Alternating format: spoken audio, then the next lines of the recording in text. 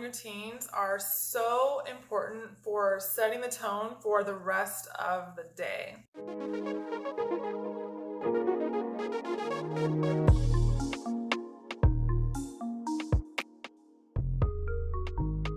Hey guys, I'm Mel, and this is Fit Living Inspired, a high vibrational channel of inspiration for building happy, healthy habits and self-discipline through fitness of the mind, body, and spirit so that we can live our best lives and stay connected to our higher selves and keep on reaching new heights. So thank you for clicking on this video. This is all going to be about optimizing our morning routine. I love learning about a good morning routine and ways that are scientifically proven to kind of give us a leg up on our day, mentally, physically, and even spiritually. So this is what I've gathered from a lot of podcasts I've listened to and books and just really personal practice, because these are things that I do really every morning pretty much. I'm not perfect. I have some things I need to work on. I'm going to be really practicing and narrowing these things down so that I can give some real life feedback. And yeah, let's get started. So these are some things in order that I've gathered, and I'm going to give you a few reasons why we want to do them. Number one, after waking up, is we want to drink water. We really want to rehydrate our bodies because while we're sleeping, we are getting dehydrated because we're losing water through breathing, perspiring, and even our kidney function making urine. So we need to rehydrate our bodies. It helps us feel more alert and awake and rehydrates our cells. Number two is some breath work. We can start working on breathing. Now, this is breath work. Normally, we might be more like stressed. Our posture might not be so great.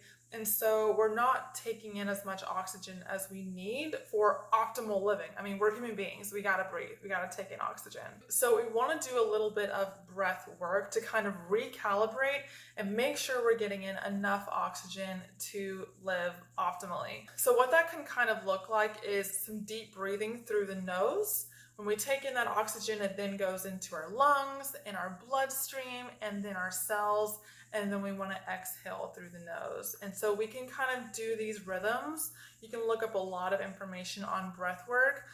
Obviously, Wim Hof, you've probably heard of, and it does a lot of great things for us. It helps our alertness, our attention.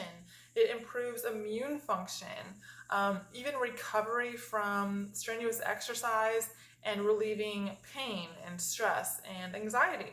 And number three is meditation. And I like to do this right after, or I like to do my breath work and then just kind of roll into my meditation. I set my timer for about 20 minutes, do some deep breathing exercises, and then I kind of zone out for my meditation. There's a lot of great things that meditating can do for us. I love meditation the most, I think, because it allows us some time to connect to ourselves and become aware of our thoughts. And if they are negative, we can understand and know where we need to detach and where to reframe into positive thoughts. But there are a lot of great reasons and benefits of meditating, including concentration, reduced stress, quality of sleep, and your creativity too. Number four is getting direct sunlight. So Andrew Huberman, who is the neuroscientist at Stanford University and a very popular podcaster now, he suggests and explains why we want to get direct sunlight, meaning not through a window, within 30 to 60 minutes of waking. It really helps to set that cortisol cycle, which normally we think of cortisol as a stress hormone, but it's also kind of like an alertness hormone. So when we get sunlight, when our eyes, our brains are exposed to that sunlight earlier in the day, it starts that alertness cycle so earlier so that we can be alert in the morning when we want to be, and then our melatonin can start setting in at the right time to get us sleepier at the end of the day. So it really helps us to kind of get that cycle, that circadian rhythm in a good flow. And number five is stretching. When we're asleep, our bodies are still, they're stagnant, and our muscles can kind of get tight and tense. And so a lot of times we just instinctively want to stretch our muscles, which is great. We want to stretch out and get our joints mobile so that we can move for the rest of the day. And stretching really helps our flexibility, our range of motion, our posture, and helps prevent injury also, especially if we're going to be working out after, which you probably are. And it also just gets our blood pumping. We want to get our body moving and the blood to our brain, so it helps our alertness too. And quick side note, to start stretching, we might want to start with some dynamic stuff first. So just some like easy movements to get our blood flowing and stuff, and then we can kind of get more into the static stretches where we just kind of focus on one part. And number 6 is a workout. Another thing that Andrew Huberman suggests is trying to get your workout within an hour of waking. I still feel like that's a little bit early for me, but I am working on moving my morning workout up a little bit. And so it's a great time to exercise because, again, working with our hormones, we're going to be ramping up our cortisol earlier in the day with our sunlight, with our stretching, with our workout. We're getting those hormones going and those endorphins flowing also, because working out will amp up those endorphins, and our energy will be sustained longer for that time that we want to stay alert, and then it will start that sleepiness cycle when we want it to. So it will really, again, help that circadian rhythm.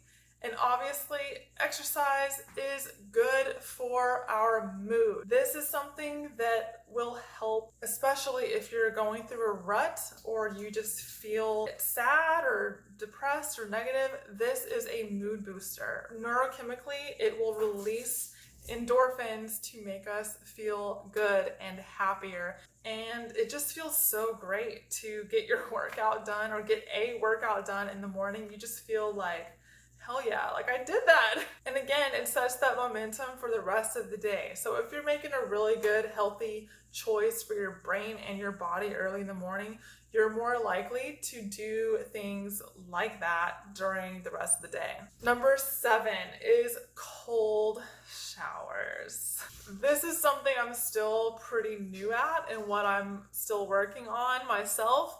But there are a lot of benefits to cold showers. And obviously it's a good time to do a cold shower after your workout because you've got that workout in, your sweat on, and now it's time to take it off with some cold water. Some benefits of a cold shower are that it improves our mood, our willpower. It helps us manage stress better. It helps our immune function and even metabolism. This is something that we can obviously start gradually. At the end of the shower, for the last 30 minutes, you can just turn the water down colder and colder. And every shower you do that, you can kind of work your way down colder and for longer. And I was looking up how long you have to stay under the cold, and it's really only 2 to 3 minutes, so it's not too bad. All right, number 8. This is getting your caffeine in. And no, we do not need caffeine. There's not a necessity for it. But if we're going to be getting it, one thing that Andrew Huberman suggests is getting it about an hour or an hour and a half to 2 hours after we wake up. Getting it in a little bit later during the day. And here's why. Because we're doing all of these great things to get our natural production of cortisol going, our alertness. Our cortisol is, our natural energy levels are going to be higher, like around a couple hours, I think, after we wake up. That's the point where we can get that caffeine boost if we need to kind of sustain and keep our energy levels higher, and not drink it too late to where it's keeping us up later at night, because caffeine does have a half-life of about 5 hours, meaning that after 5 hours, about half the caffeine that we had is still in our system. So we want to try not to drink any caffeine or have any caffeine about 6 hours before we go to bed. But if we want to drink some caffeine, it's probably best to do so about an hour and a half to 2 hours after we wake up. And then number 9, this is probably my favorite, journaling. And yeah, you can journal any time of the day, but I really love to journal in the morning because it helps me redefine and set my intention for the day. It helps me kind of brain dump all of my to-dos and organize them on my to-do list or kind of plan out my day. It helps me clear my head. And one thing I really love doing is scripting out my dreams, which I'll talk about in a later video, but I love to just dream big and script it all out in my journal. And you can type it or write it however you like. I think there's a lot of benefits to handwriting, but right now I just type it. So any way you do it, there's a lot of good benefits. It helps to reduce your stress, to improve your creativity. It helps you put down your thoughts on paper, which really gives you the opportunity to reframe them if you need to and just become aware of your thoughts and where your thoughts direct you. And another really great benefit of it is you can review your purpose, like your purpose with your goals, and stay connected to you and your values. So it really helps you just connect to yourself and set you up for the rest of the day. Just in order again, it is water, get rehydrated, do some breath work, recalibrate your breathing, meditation, sunshine, getting direct sunlight within 30 to 60 minutes of waking, stretching, getting the blood pumping, your muscles and joints stretched out and ready for your workout. Also in the morning to get that cortisol going, those feel-good hormones, the endorphins, get your blood pumping, wake up. Then your cold shower also to help you wake up, cool off, get refocused, re-energized, and your caffeine if you want to, and then finally journaling. All of these are really great ways to start your day. I'll be going deeper into these as well in future videos, so if you want to know more, go ahead and subscribe and like this video if you felt inspired. I hope you'll have a great rest of your day. I want to know if you do any of these things, what is your favorite part and why is it your favorite part? Or if there's something that you do that's different than these, what's something else that helps you wake up and feel ready to go and excited for the day? I want to know. So leave a comment below. And also, since I mentioned Andrew Huberman a lot, I'm going to link his information below too. You probably already know him. Thank you guys so much, and I hope you have a wonderful day. And don't forget, stay fly.